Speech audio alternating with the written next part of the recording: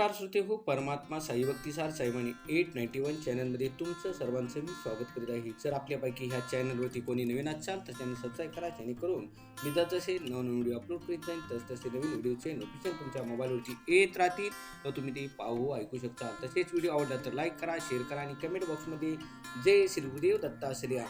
आपण ह्या व्हिडिओमध्ये श्री गुरुचरित्र कथासारमधील अध्याय 6 गोकर्ण क्षेत्राचे महात्म्य हा अध्याय चालू करत आहोत. प्रथमतः मी श्री गुरुदत्तांना प्रार्थना करतो की हा अध्याय ऐकण्यासाठी आपण यावे. अध्याय 6 गोकर्ण क्षेत्राचे महात्म्य. नामधारकांनी सिद्धांना प्रश्न केला, श्रीपाद, श्री वल्लभांनी अनेक तीर्थक्षेत्रांना भेटी का दिल्या? गोकर्ण क्षेत्री ते का गेले? त्या ठिकाणचा महिमा कोणता? हे कृपा करून मला सांगावे. सिद्ध मुनींनी उत्तर दिले, तुझ्या या प्रश्नामुळे मला आनंद झाला. आता मी तुला त्यांचे चरित्र सविस्तर सांगतो. दत्तात्रेयाने हा अवतार अध्यात्माची दीक्षा देण्यासाठी घेतला होता, त्यामुळे ते तीर्थक्षेत्रांना भेटी देत. आता गोकर्ण क्षेत्रीचे महाबळेश्वराचे लिंग हे गणपतीने स्थापिलेले आहे. त्याची कथा आता मी तुला सांगतो. पुलस्त्य ब्राह्मणाची पत्नी कैकय्या ही मोठी शिवभक्त होती. नेहमी लिंग पूजन केल्याशिवाय ती अन्नग्रहण करीत नसे. एक दिवस तिला पूजेसाठी लिंग मिळाले नाही. व्रतभंग होऊ नये म्हणून तिने वाळूची पिंडी तयार केली व तिची पूजा आरंभिली. त्यावेळी तिचा पुत्र दशमुख रावण तिचे दर्शन घेण्यासाठी तिथे आला. त्याने मातेला वाळूच्या शिवलिंगाची पूजा करताना पाहिले. त्यावेळी तो मातेला म्हणाला, तू माझी माता, मी एवढा पराक्रमी आणि तू वाळूच्या लिंगाची पूजा करतेस, हे माझे अभाग्य आहे. या पूजेचे फळ काय मिळते? यावर माता म्हणाली, याने कैलासपद प्राप्त होते. रावण म्हणाला, मग मी तुला कैलास पर्वतच आणून देतो. व अशी तिला सांगून तो कैलासाला मनोवेगाने गेला. तिथे गेल्यावर आपल्या 20 हातांनी कैलास पर्वत गदा गदा हलवू लागला. आपल्या 10 मस्तकांचा टेकू लावून तो पर्वत उचलू लागला. त्यामुळे कैलास पर्वत तळमळू लागला. सप्तवर्ग व सप्त पाताळे यात हल्लकल्लोळ उसळला. देवदेवता भयभीत झाले. पार्वती भयभीत होऊन शिवापाशी गेली व तिने विचारले, नाथ, हा काय प्रकार आहे? सर्वत्र अंकात पसरलेला आहे आणि तुम्ही असे शांत कसे बसलात? यावर शंकर म्हणाले, माझा भक्त रावण थोडासा खेळ खेळतो आहे, काही चिंता करू नकोस. पार्वतीने शिवाला नंतर सर्व देवगणांचे रक्षण करावे अशी विनंती केली. गिरीजेने केलेली विनंती ऐकून शंकराने आपल्या डाव्या हाताने रावणाला 10 शिरे भुजासहित पर्वताच्या खाली दाबून टाकले. रावण कासावीस झाला. त्राही त्राही पिनाक पाणी अशी करुणा भाकू लागला. अनन्य भावाने शरण आला. शंकराला मग दया उत्पन्न झाली. त्याने आपल्या हाताचा भार काढून घेतला. रावणाने मग अत्यंत भक्तीने व तीव्र समर्पण भावनेने आपले शिर छेदले. वातड्याचा काही भाग काढून त्याची दोरी तयार केली. ती त्या मस्तकाला जोडून एक तंतुवाद्य केले व ते वाजवीत गण रसस्वरयुक्त गायन करू लागला. सिद्धाने मग 7 स्वरांची नावे, त्याचा स्वभाव, भावना, तसेच 36 राग, रागण्याची माहिती इत्यादी विस्तृतपणे नामधारकास सांगितले. रावणाचे ते भावपूर्ण भक्ती रसाने परिपूर्ण गायन ऐकून शंकर प्रसन्न झाले व त्याला वर मागावयास सांगितले. तेव्हा रावण म्हणाला, हे भोलेनाथ, माझ्याजवळ सर्व प्रकारचे वैभव आहे. सारे देवदेवता माझेच आज्ञेत आहेत. मी माझ्यासाठी काही मागत नाही. माझी माता आपली भक्त आहे. नित्य ती लिंगपूजा केल्याशिवाय अन्नग्रहण करीत नाही.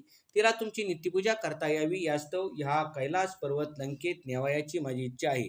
शंकर म्हणाले, रावणा, अरे कैलास पर्वत नेऊन काय उपयोग? त्यापेक्षा मी तुला सर्व कामना पुरे करणारे आत्मलिंगच देतो. हे लिंग म्हणजे माझा प्राणच आहे. याची 108 वेळा जप करून दिवसातून 3 वेळा पूजा करावी. यावर रुद्राभिषेक करावा. असे जर 3 वर्षापर्यंत पूजन केलेस तर तू माझे स्वरूप होशील. तुझ्या सर्व मनोकामना पुऱ्या होतील. मृत्यूचे भय राहणार नाही. पण आपल्या नगरी पोहोचेपर्यंत यास भूमीवर मात्र ठेवू नकोस.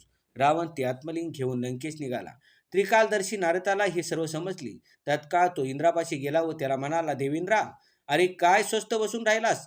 रावणाला अमरत्व प्राप्त झाले. शंकराने त्याला आत्मलिंग दिले आणि वर दिला की 3 वर्षे या लिंगाची पूजा अर्चा वेळेवर केली तर तूच ईश्वर होशील. म्हणून आता आपण रंभा, उर्वशी, मेनकेसह त्या रावणाची सेवा करा. हे ऐकून इंद्र घाबरला. त्याने नारदाकडे उपाय विचारला. नारदाने मग ब्रह्मदेवाकडे जाण्याचा सल्ला दिला. ते ब्रह्मदेवापाशी आले. ब्रह्मदेवालाही काही सूचना. शेवटी विष्णूची भेट घ्यावी म्हणून सर्वजण वैकुंठी विष्णूपाशी आले व त्यांना सर्व हकीकत कथन केली. विष्णू शिवापाशी येऊन त्यांना आत्मलिंग देण्याचे कारण विचारले. तेव्हा शंकराने सांगितले, मी त्याच्या विलक्षण भक्तीने संतुष्ट झालो आणि विसरून त्याला आत्मलिंग दिले. त्याने आपल्या मस्तक व आतड्याची दोरी करून त्याची विना केली व सप्तस्वरांनी गायन केले, त्यामुळे मी संतुष्ट झालो. त्याच्या भक्तीची मला एवढी भुरळ पडली की त्याने पार्वती जरी मागितली असती तरी दिली असती. यावर विष्णू म्हणाले, आपण असे वर देतात की जेणे करून दान उन्मत होऊन देव ब्राह्मणांना त्रास देतात. मग मला अवतार घेणे भाग पडते. बरे लिंग देऊन किती वेळ झाला? शंकर म्हणा उतरले. 5 घटिका. रावण मार्गात असेल हे जाणून विष्णूने आपल्या सुदर्शन चक्राद्वारे सूर्याला झाकोळून टाकले आणि नारदाला बोलावून सांगितले, नारदा, रावण आता मार्गातच असेल तरी आपण त्याची भेट घेऊन हर प्रयत्न वाटते विलंब होईल असे करा. संध्या करण्याचा नियम रावण कधी मोडत नाही. नारद लगेचच तिथून निघाले. विष्णूंनी मग गजाननाला बोलावून घेतले. त्याला सांगितले, विघ्नहरा, सर्व देवांचा अग्रणी म्हणून तुला मान मिळतो, पण रावण तुला मुळीच मानित नाही. जे तुझी उपेक्षा करतात त्यांना विघ्नबाधा होते. रावण शंकराजवळून आत्मलिंग घेऊन गेलेला आहे. हे लिंग आपल्या स्थानी पोचेपर्यंत भूमीवर ठेवू नये अशी शिवाची आज्ञा आहे. तरी बाळरूप घेऊन जावे, शिष्य रूपे केविल वाणी बोलावे. संध्या समय रावणाला हातात लिंग धरून संध्या करता येणार नाही. तुझे बाळरूप पाहून ते लिंग तो तुझ्या जवळ देईल. तू कारण सांगून पटकन ते भूमीवर ठेव. गणेशाने ते मान्य केले. विष्णूकडून खाऊ म्हणून तिळाचे लाडू, पंचखाद्य, सुके खोबरे आदी घेतले व सांगितल्याप्रमाणे बटूरूप घेऊन रावणाच्या पाठीमागे वेगाने निघाला.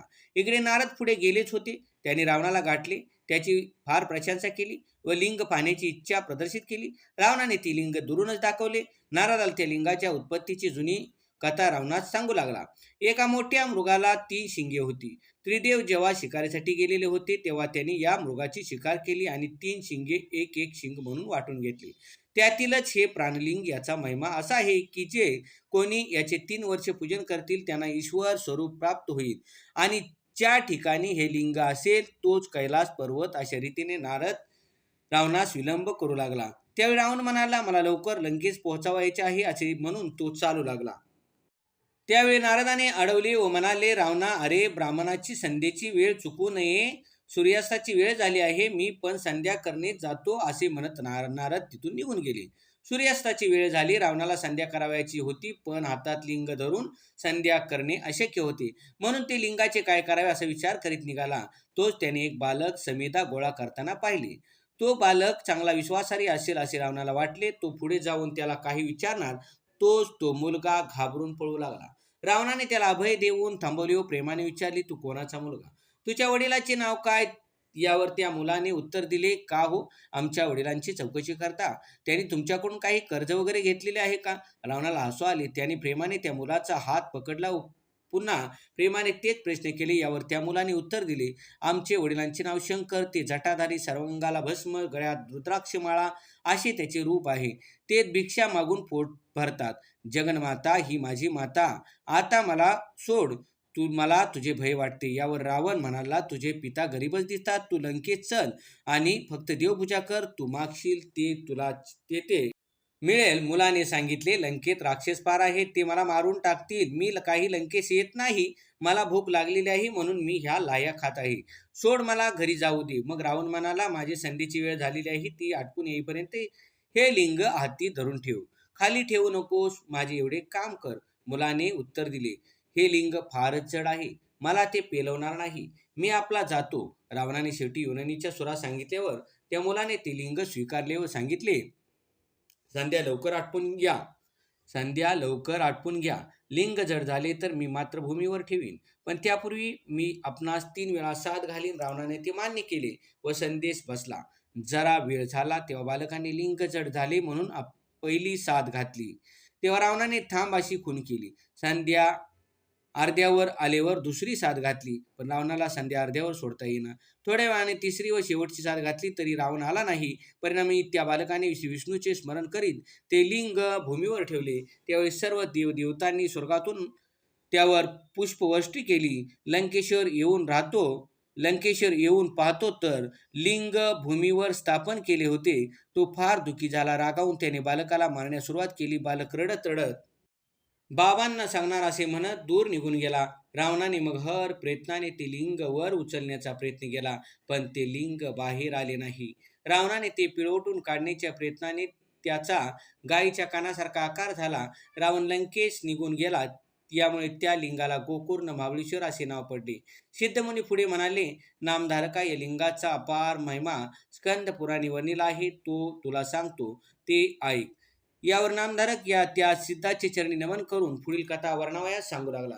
श्री गुरुदत्तात्रेयार्पणमस्तु. पुंडलिकावृत श्री ज्ञानदेव तुकाराम पंढरनाथ महाराज गोपाल सांब शिवार महादेव कलात्री. श्री गुरुदत्तात्रेय मस्तु.